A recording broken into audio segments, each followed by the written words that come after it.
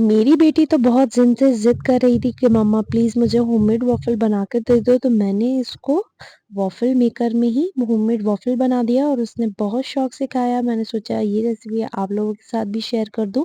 यहाँ पर मैंने 1 कप के अराउंड मैदा लिया है, आप चाहो तो गेहूँ के आटा भी यूज़ कर सकते हो, लेकिन मैदे से ये थोड़ा-सा क्रिस्पी बनता है।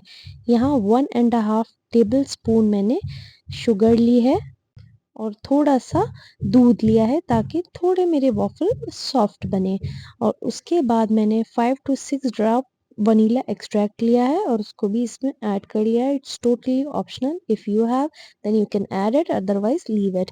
थोड़ा-थोड़ा पानी डालकर इसको हमें अच्छी तरीके से व्हिस्क करना है ताकि ये बैटर हमारा एकदम लम्प फ्री हो जाए और इसकी कंसिस्टेंसी कुछ इस तरीके से होनी चाहिए। अब यहाँ पर मैंने थोड़ा-सा घी डालकर जितना भी मेरा बैटर था वो पोर कर दिया है and my waffle are ready. You can enjoy with the chocolate syrup and sprinklers, whatever you want. If you love it, then do let me know in the comment section.